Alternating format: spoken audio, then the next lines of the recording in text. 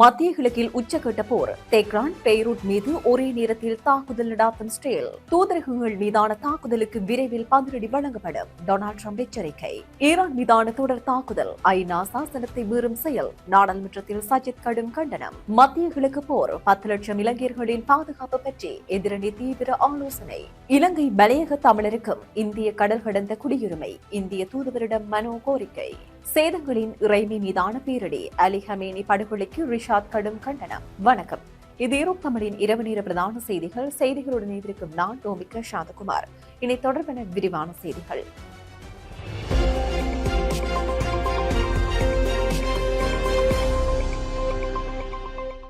பிரதான அனுசரணை வழங்குவோர் நண்டிஸ் restaurant and catering service.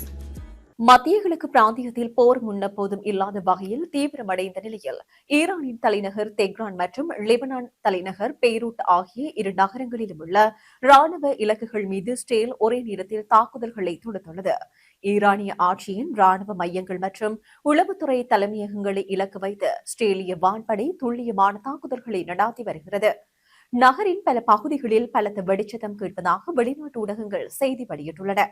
Hezbollah அமைப்பின் முக்கிய நிலைமைகள் மற்றும் ஆயுத கிடங்குகளை இலக்கு வைத்து பெய்ரூட்டின் தெற்கு புறநகர் பகுதிகளில் குண்டுவீச்சுகள் நடாத்தப்படுகின்றன. ஈரானிய பயங்கரவாத ஆட்சி மற்றும் ஹிஸ்புல்லா அமைப்பின் ராணுவ இலக்குகளுக்கு எதிராக துல்லியமான மற்றும் இலக்கு வைக்கப்பட்ட தாக்குதல்களை எமது வான்படை முன்னெடுத்துள்ளது என இஸ்ரேலிய பாதுகாப்பு படை அதிகாரப்பூர்வமாக அறிவித்துள்ளது. பெய்ரூட்டின் தெற்கு பகுதிகளில் வசிக்கும் மக்கள் உடனடியாக வெளியேறுமாறு இஸ்ரேலிய ராணுவம் எச்சரிக்கை விடுத்துள்ளதாகவும் வெளிநாட்டு ஊடகங்கள் செய்தி வெளியிட்டுள்ளன.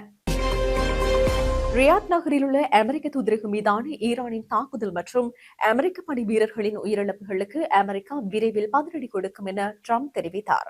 இதுவரை 6 அமெரிக்க படை வீரர்கள் கொல்லப்பட்டனர், 18 பேர் காயமடைந்துள்ளனர் என நேற்று தினம் இரவு அமெரிக்கா தெரிவித்துள்ளது.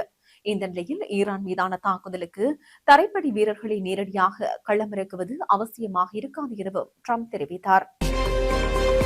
ஈரான் மீதான தொடர் தாக்குதலானது சர்வதேச சட்டங்களையும் ஐக்கிய நாடுகள் சபையின் சாசனத்தையும் அப்பட்டமாக மீறும் செயலாகும் என எதிர்க்கட்சித் தலைவர் சஜித் பிரேமதாச நாடாளுமன்றத்தில் இன்றைய தினம் தெரிவித்தார். இது தொடர்பில் அவர் மேலும் தெரிவிக்கையில், ஈரான் மீதான தாக்குதல்களை வன்மையாக கண்டிப்பதாக தெரிவித்தார். அதேவேளை ஐக்கிய அரபு அமீரகம், சவுதி அரேபியா மற்றும் கட்டார் உள்ளிட்ட நாடுகள் மீது ஈரான் முன்னெடுத்த தாக்குதல்களையும் தாம் கண்டிப்பதாக குறிப்பிட்டார். பிராந்தியத்தின் அமைதியை குலைக்கும் எந்தவொரு வன்முறை நடவடிக்கையும் ஏற்றுக்கொள்ள முடியாது என அவர் குறிப்பிட்டுள்ளார். மத்திய கிழக்கில் தீவிரமடைந்துள்ள போர் சூழலால் இலங்கையின் பொருளாதாரம், அந்நிய செலவாணி மற்றும் எரிபொருள் விநியோகம் ஆகியவற்றில் ஏற்படவுள்ள பாரதூரமான தாக்கங்களை குறித்து அவர் சபையில் கவலை வெளியிட்டார்.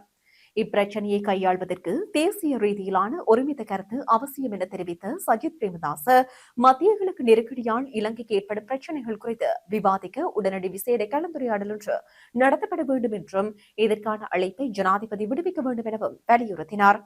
கட்சி பேதங்களை கடந்து அனைத்து அரசியல் கட்சிகளும் இதில் பங்கேற்று நாட்டின் நலன் கருதி ஒன்றிணைந்து செயற்பட வேண்டும் எனவும் அவர் கோரிக்கை விடுத்துள்ளார். மத்திய கிழக்கு பிராந்தியத்தில் தீவிரமடைந்துள்ள போர்ச்சூழல் காரணமாக இலங்கைக்கு ஏற்படவுள்ள சவால்கள் குறித்து ஆராயும் நோக்கில் எதிர்க்கட்சித் தலைவர் சஜித் பிரேமதாச தலைமையில் இன்றைய தினம் செவ்வாய்க்கிழமை காலை விசேட கலந்துரையாடல் ஒன்று நடைபெற்றது. நாடாளுமன்ற வளாகத்தில் உள்ள எதிர்க்கட்சித் தலைவர் அலுவலகத்தில் நடைபெற்ற இந்த கூட்டத்தில் எதிர்க்கட்சியை பிரதிநிதித்துவப்படுத்தும் கட்சித் தலைவர்கள் மற்றும் நாடாளுமன்ற உறுப்பினர்கள் பலரும் கலந்து கொண்டனர். இந்த கூட்டத்தில் மத்திய கிழக்கு நாடுகளில் தற்போது பணிபுரிந்து வரும் சுமார் 10 லட்சத்துக்கும் அதிகமான இலங்கை தொழிலாளர்களின் உயிர் பாதுகாப்பு குறித்து இந்த கூட்டத்தில் மிகுந்த கவலை வெளியிடப்பட்டது. போர் பதற்றம் அதிகரித்துள்ள நிலையில் அவர்களின் வாழ்வாதாரம் மற்றும் பாதுகாப்பை உறுதி செய்ய அரசு எவ்வாறான அவசர திட்டங்களை வைத்துள்ளது என்பது குறித்து விசேட கவனம் செலுத்தப்பட்டது. இலங்கைக்கும் மத்திய கிழக்கு நாடுகளுக்கும் இடையே நிலவும் வர்த்தக தொடர்புகள் குறித்து விரிவாக ஆலோசிக்கப்பட்டது. குறிப்பாக மத்திய கிழக்கில் இருந்து பெறப்படும் மசகு எண்ணெய் மற்றும் எரிபொருள் விநியோகத்தில் ஏற்படக்கூடிய தடைகள், ஈரானுக்கான தேயிலை ஏற்றுமதி மற்றும் ஏனைய வர்த்தக நடவடிக்கைகள் பாதிக்கப்படுவதால் நாட்டுக்கு ஏற்படும் அந்நிய செலவாணி இழப்பு என்பன குறித்து விரிவாக ஆலோசிக்கப்பட்டது. மத்திய கிழக்கில் உள்ள இளைஞர்களின் பாதுகாப்பை உறுதிப்படுத்தவும் அவர்களுக்கு தேவையான அவசர உதவிகளை வழங்கவும் அரசு அதிக அவதானம் செலுத்த வேண்டும் என இந்த கூட்டத்தில் வலியுறுத்தப்பட்டது.